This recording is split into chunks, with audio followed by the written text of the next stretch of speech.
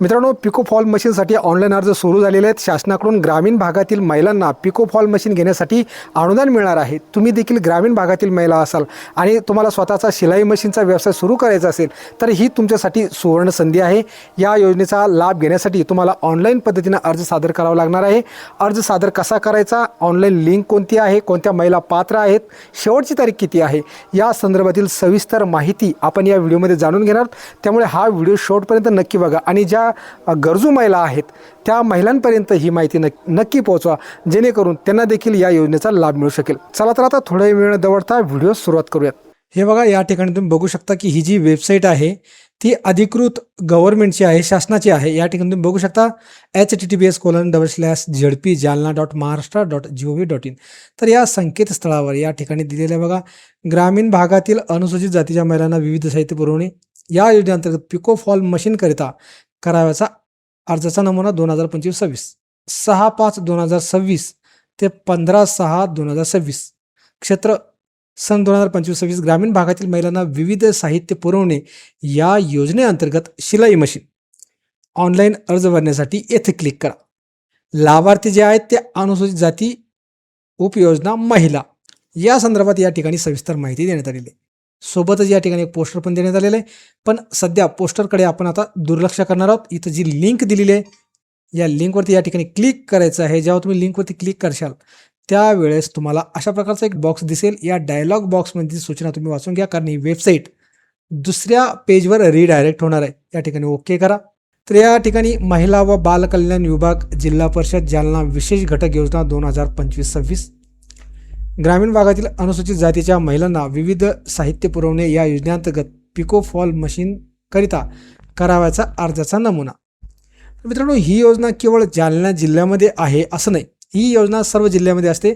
फक्त योजनेसाठी अर्ज करण्याचा कालावधी आणि अर्ज करण्याची जी पद्धत आहे, काही ठिकाणी ऑफलाईन असते तर काही ठिकाणी ऑनलाईन असते. अर्ज मात्र सगळीकडे चालू असतात.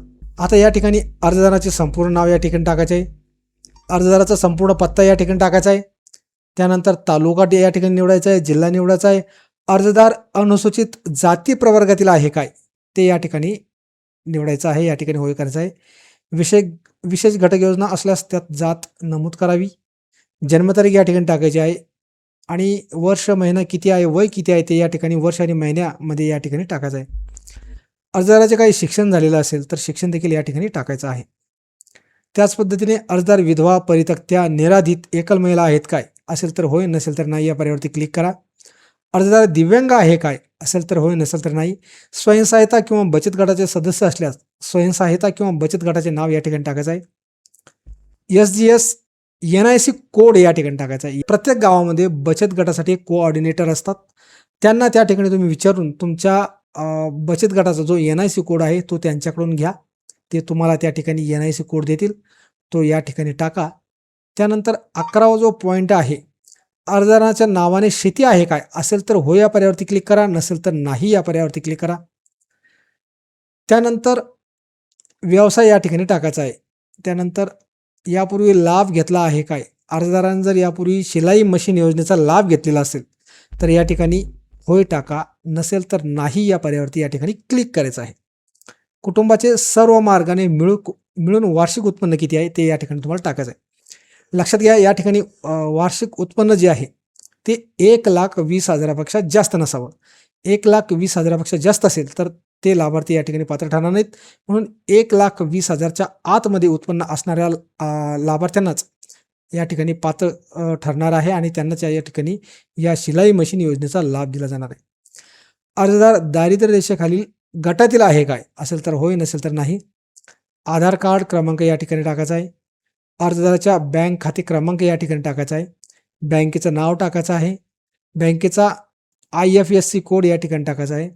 आणि सगळ्यात शेवटी शिलाई मशीन किंवा पिको फॉल मशीनचे अर्जदाराने प्रशिक्षण पूर्ण केलेले आहे काय असेल तर त्या ठिकाणी तुम्हाला सर्टिफिकेट मिळालेलं असेल तर या ठिकाणी होय या पर्यायावरती क्लिक करा, नसेल तर नाही या पर्यायावरती क्लिक करा आणि अर्ज सबमिट करा. आता येऊया परत बॅक गव्हर्नमेंटच्या वेबसाईटवर. या ठिकाणी तुम्ही बघू शकता ग्रामीण भागातील अनुसूचित जातीच्या महिलांना विविध साहित्य पुरवणे या योजनेअंतर्गत पिकोफॉल मशीन करता करावयाचा अर्जाचा नमुना PDF फाईल डाउनलोड करून भरावी व संबंधित तालुका CDPO कार्यालयात ती जमा करायची आहे. ही एक PDF या ठिकाणी दिलेली आहे. या ठिकाणी ही PDF तुम्ही डाउनलोड करून घ्या. अशा प्रकारची ही PDF या ठिकाणी तुम्हाला मोबाईलवरती किंवा तुमच्या कॉम्प्युटरवरती डाउनलोड होईल. या ठिकाणी अर्जदाराचा फोटो या ठिकाणी टिकवायचा आहे. त्यानंतर या ठिकाणी अर्जदाराचं संपूर्ण नाव, अर्जदाराचा संपूर्ण पत्ता आणि या ठिकाणी जी माहिती विचारलेली आहे ती या ठिकाणी तुम्हाला टाकायची आहे आणि या ठिकाणी अर्जदाराने स्वाक्षरी करायची आहे. जर कोणी पालक असेल तर पालकांनी या ठिकाणी स्वाक्षरी करायची आहे. आता सगळ्यात महत्त्वाचं म्हणजे अर्जासोबत कोणकोणते डॉक्युमेंट्स या ठिकाणी जोडायचे आहेत. तर रहिवासी प्रमाणपत्र या ठिकाणी ग्रामसेवकाचं त्या ठिकाणी लागणार आहे. उत्पन्नाचं प्रमाणपत्र या ठिकाणी तहसीलदाराचा लावावं लागणार आहे. अर्जदार जर दारिद्र्य रेषेतील असेल तर दारिद्र्य रेषेचे प्रमाणपत्र या ठिकाणी अर्जासोबत जोडायचं आहे. यापूर्वी शिलाई मशीन किंवा पिकोफॉल मशीनचा लाभार्थ्याने लाभ घेतलेला नाही या संदर्भातील घोषणापत्र देखील या ठिकाणी या अर्जासोबत जोडायचं आहे. अर्थातच या ठिकाणी आधार कार्डची छायांकित प्रत लावावं लागणार आहे. लाभार्थ्याचे कुटुंबाचे सर्व मार्गाने मिळून होणारे वार्षिक उत्पन्न 1,20,000 पेक्षा जास्त नसल्याचे प्रमाणपत्र या ठिकाणी लावायचं आहे. मागासवर्गीय असल्याबाबत तहसीलदार उपविभागीय अधिकारी यांच्याकडील जातीचे प्रमाणपत्र या ठिकाणी जोडायचं आहे. शिलाई मशीन प्रशिक्षण प्रमाणपत्र असणं आवश्यक आहे. दिव्यांग असल्यास सक्षम अधिकाऱ्याचे प्रमाणपत्र या ठिकाणी जोडायचं आहे. विधवा परित्यक्त्या एकल महिला असल्याचे ग्रामपंचायत अधिकारी यांचे प्रमाणपत्र सोबत जोडणं बंधनकारक राहील. सगळ्यात महत्त्वाचं म्हणजे या ठिकाणी शिलाई मशीनची जेवढीही रक्कम असेल त्या रकमेच्या 10% रक्कम या ठिकाणी लाभार्थीला भरायची आहे आणि त्या संदर्भात हमीपत्र या ठिकाणी द्यायचं आहे. अर्थात हे हमीपत्र वगैरे याचा नमुना देखील याच PDF मध्ये खाली दिलेला आहे. त्यावरती फक्त तुम्हाला सही करायची आहे आणि जोडून द्यायचं आहे. स्वयंसहायता गटातील महिला लाभार्थ्यांनी अर्जासोबत गटाचा ठराव या ठिकाणी जोडायचा आहे.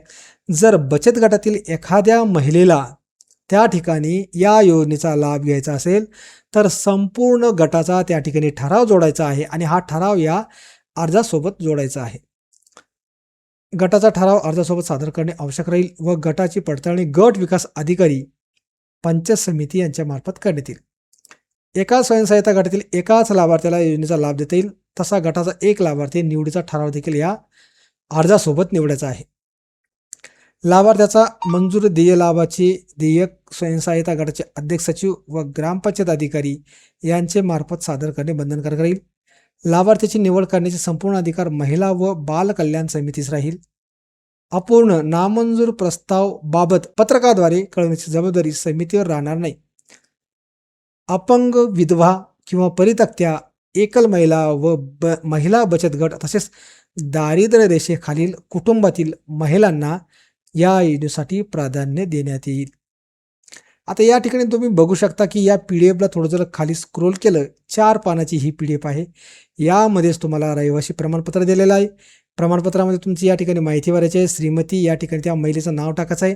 महिला कोणत्या गावामध्ये राहते ते टाकायचं आहे. तालुका टाकायचा आहे आणि जालना जिल्हा, अर्थात ही योजना जालना जिल्ह्यासाठी आहे त्यामुळे जालना या ठिकाणी टाईप केलेला आहे. तुम्ही तुमचा जिल्हा जर वेगळा असेल तर तुमच्या जिल्ह्यासाठी वेगळा फॉर्मॅट त्या ठिकाणी असू शकतो. त्या पद्धतीनं तुम्हाला त्या ठिकाणी रहिवासी प्रमाणपत्र जोडायचं आहे. त्यानंतर या ठिकाणी स्थळ टाकायचं आहे, दिनांक टाकायचा आणि ग्रामपंचायत अधिकारी यांची सही आणि शिक्का या ठिकाणी घ्यायचा आहे. त्याचप्रमाणे उत्पन्नाचे प्रमाणपत्र या ठिकाणी जोडायचं आहे. तहसीलदाराचा शिक्का त्या ठिकाणी घ्यायचा आहे. उत्पन्नाच्या प्रमाणपत्राचा वेगळा फॉर्मॅट असतो, ते प्रमाणपत्र जोडून तुम्ही त्या अर्जात लावू शकता. हे नाही लावलं तरी काही हरकत नाही. ते उत्पन्नाचं प्रमाणपत्र डायरेक्ट त्या ठिकाणी तुम्ही लावू शकता. योजनेचा लाभ न दिल्याचे प्रमाणपत्र हे ग्रामसेवकाने द्यायचे आहे.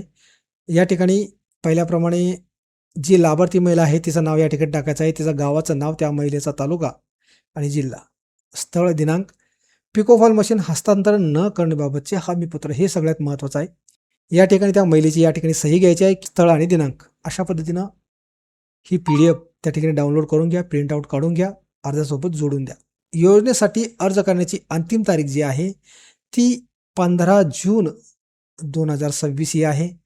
15 जूनपर्यंत तुम्हाला तुमचा ऑनलाईन अर्ज सादर करून द्यायचा आहे. ऑनलाईन अर्ज सादर केल्यानंतर काही कागदपत्र त्या अर्जासोबत जोडायची आहेत, जी की मी तुम्हाला आत्ता सांगितलेली आहे. त्या पद्धतीने ऑनलाईन अर्ज सादर करून द्या. बऱ्याच महिलांना शिलाई मशीनचा व्यवसाय करण्याची इच्छा असते. परंतु आर्थिक सपोर्ट त्या ठिकाणी मिळाला नसल्याने त्या महिला त्या व्यवसाय सुरू करू शकत नाहीत. त्या महिलांना आता ही सुवर्ण संधी चालून आलेली आहे. तुम्ही जालना जिल्ह्याच्या व्यतिरिक्त दुसऱ्या जिल्ह्यातील असाल तर त्या ठिकाणी देखील ही योजना सुरू असते. विशेष घटक योजना अंतर्गत त्या जिल्ह्यातून देखील तुम्ही अर्ज करू शकता.